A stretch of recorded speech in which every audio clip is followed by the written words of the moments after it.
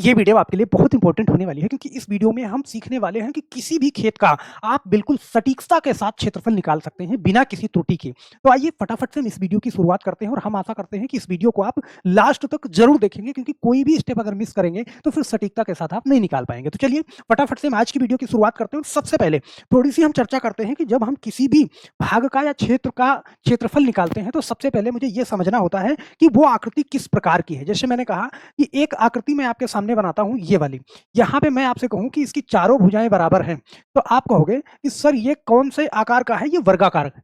अगर मान लीजिए यहां पे लंबाई ज्यादा है और चौड़ाई थोड़ा सा कम है तो ये किस आकृति की है भाई? आमने सामने की भुजाएं बराबर होगी तो ये कैसी होगी? आयताकार होगा। सही, आयताकार होगा। तो यहाँ पे जब हम क्षेत्रफल निकालते हैं तो उस टाइम पे हमें लंबाई गुणा चौड़ाई करना होता है। ध्यान देना, जैसे ये वर्ग है तो कहीं ना कहीं इसका भी क्षेत्रफल हम निकालते हैं। मैंने कहा कि सारी भुजाएं बराबर हैं तो लंबाई भी बराबर है और चौड़ाई भी बराबर है तो हम क्या करते हैं? 5 गुणे 5 करते हैं। मान लीजिए लंबाई मैंने 5 ले लिया तो, लेकिन यहाँ पे अगर लंबाई 10 है चौड़ाई 5 है तो यहाँ भी हम क्या करते हैं? 10 गुणा 5 करते हैं।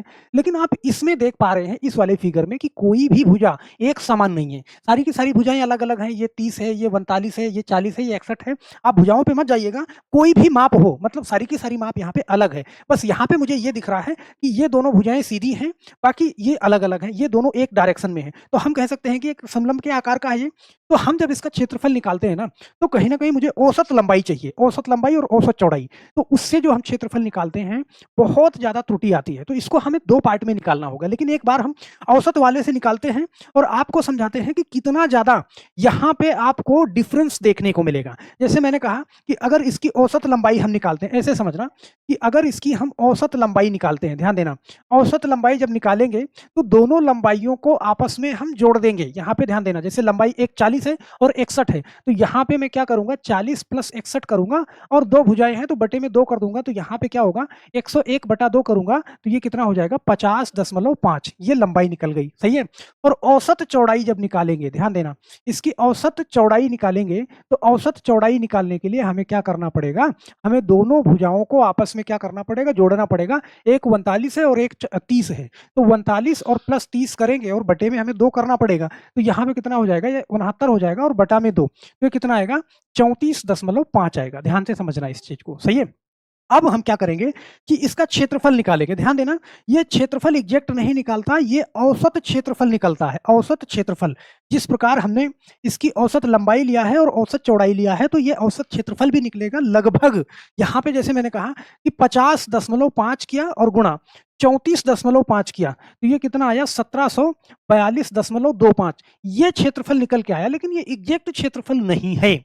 आप कहोगे सर इसका एग्जैक्ट क्षेत्रफल, मान लीजिए ये कोई खेत है, ये मीटर में है, कुछ भी है, मतलब सारी की सारी भुजाएं अलग अलग हैं, बस दो भुजा एक डायरेक्शन में है तो इसको हम कैसे निकालेंगे? तो यहाँ पे ध्यान देना, इसको हम क्या कर सकते हैं कि इसको हम दो भाग में निकाल सकते हैं। और दो भाग में निकालने के लिए आप ऐसे देखोगे कि भाई यहाँ पे अगर एक लाइन में ऐसे खींच दूं सीधा सीधा ये, तो हम जानते हैं कि ये जो इसमें ये दो त्रिभुज में बंट गया और दो त्रिभुज में बंट गया तो यहाँ पे आप देखो कि यहाँ पे 90 डिग्री है तो इसका मतलब ये एक समकोण त्रिभुज बन गया। और एक अभी यहाँ पे जब हम निकालेंगे इस भुजा की लंबाई को तो पता चलेगा ये कौन सा त्रिभुज है। तो यहाँ पे ध्यान देना, देखो हम अभी इतने का क्षेत्रफल निकाल लेते हैं, सिर्फ इतने का। तो इतने का क्षेत्रफल निकालने के लिए अगर ये समकोण त्रिभुज है तो ये डायरेक्ट आप निकाल सकते हो। हम जानते हैं कि जब कोई समकोण त्रिभुज होता है, ध्यान देना, समकोण त्रिभुज, समकोण त्रिभुज का क्षेत्रफल, सही है, समकोण त्रिभुज का क्षेत्रफल जो होता है, सही है, का क्षेत्रफल वो होता है 1/2। यहाँ पे ध्यान देना, मैं लिख रहा हूं 1/2 गुणा आधार और गुणा क्या? ऊंचाई या फिर लंबा आप कह लो इसको। तो यहाँ पे ध्यान देना, मैंने 1/2 लिखा गुणे आधार, नीचे वाली भुजा तो कितना है? आप कहोगे सर 40 है। ऊंचाई, इसकी ऊंचाई कितना? हाइट यहाँ पे 30 है। तो यहाँ से निकालोगे तो देखो 2 से काटा मैंने कितनी बार? 20 बार, और 20 गुणे 30 किया तो ये डायरेक्ट हमने निकाला 600 स्क्वायर फीट निकल गया। ये 600 स्क्वायर फीट ये हमारा क्षेत्रफल निकला। एक क्षेत्रफल हमने निकाल लिया एक पार्ट का, एकदम एग्जैक्ट। अब दूसरे पार्ट का सर निकालने के लिए हमें क्या करना पड़ेगा? दूसरे पार्ट का निकालने के लिए पहले मुझे ये वाली भुजा पता करनी पड़ेगी कि ये भुजा है कितने की।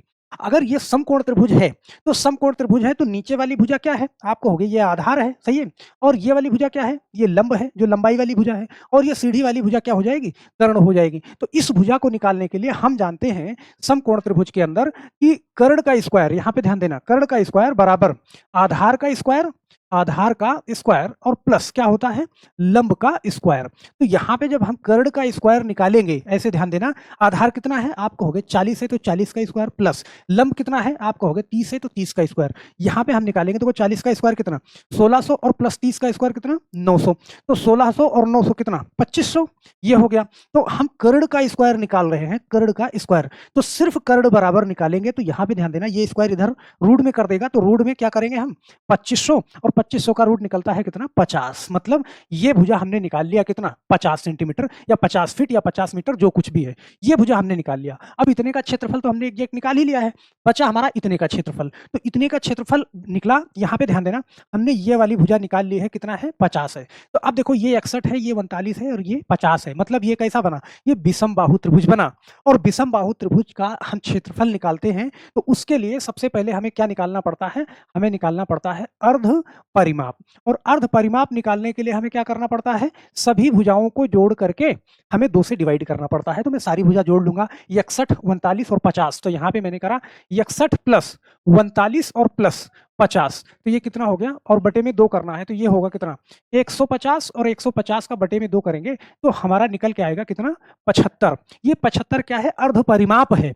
अर्ध परिमाप क्या होता है सर, ये फार्मूले में आप देखेंगे तो जो विषम बाहु त्रिभुज होता है, ध्यान देना, विषम बाहु त्रिभुज, सही है, विषम बाहु त्रिभुज का फार्मूला जो होता है उसके अंदर आप इस एस को बहुत अच्छे से समझ जाओगे। क्या होता है सर, रूट अंडर रूट लगाते हैं और उसके अंदर एस लिखते हैं, एस माइनस ए लिखते हैं, एस माइनस बी लिखते हैं और एस माइनस सी लिखते हैं। ये मैंने लिख दिया, सही है सर। ये एस क्या है, ये जो 75 हमने निकाला है यही एस है। ध्यान देना, जहां जहां एस है वहां पे मुझे 75 लिखना है, और जहां पे ए बी सी है यहाँ पे ये तीनों भुजाओं को रखना है। तो चलो मैं रखता हूं इनको फटाफट से, इनको मैं रखता हूं। तो यहाँ पे देखो सबसे पहले आपने क्या लिखा, यहाँ पे 75 लिखा, सही है, गुणा। देखो दूसरे में क्या लिखा, यहाँ पे गुणा ना लगा के डायरेक्ट अभी ब्रैकेट में ही लगाते हैं यहाँ पे। तो दूसरे में क्या करा मैंने, यहाँ पे 75 माइनस ए, पहली भुजा माइनस ए को, मतलब कोई भी भुजा ले लो 61, और दूसरी भुजा 75 माइनस क्या 50, और तीसरी भुजा 75 माइनस 39, ये तीनों हमने कर लिया, सही है। अब यहाँ पे क्या करा कि 75 पहले लिखा, ये 75 और 75 माइनस 61, तो 75 माइनस 61 करा मैंने, यहाँ पे क्या होगा 4 और 1 14 हो जाएगा। 75 माइनस 50 ये कितना हो जाएगा, आपको हो गया सर 25 हो जाएगा। 75 माइनस 39 ये कितना हो जाएगा, ये 36 हो जाएगा। अब इन सारे को मैंने क्या करा, कैलकुलेटर से गुणा कर लिया। वैसे आप निकालना चाहो तो वैसे भी निकाल सकते हो, आपके पास मोबाइल है, फटाफट से कैलकुलेटर से निकालोगे तो ये कितना आएगा 94,5000 ये आ जाएगा।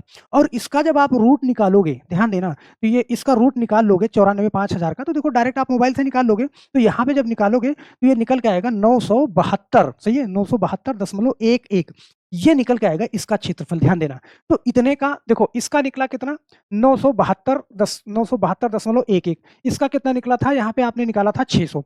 तो आपने देखो 600 जोड़ा और ये जोड़ा कितना 972.11, तो यहाँ पे देखो 2 और 7 9 6 15, ये टोटल 1572, सही है। मतलब पूरे का निकला, एग्जैक्ट क्षेत्रफल जो निकला वो 1572 स्क्वायर फीट निकला, सही है।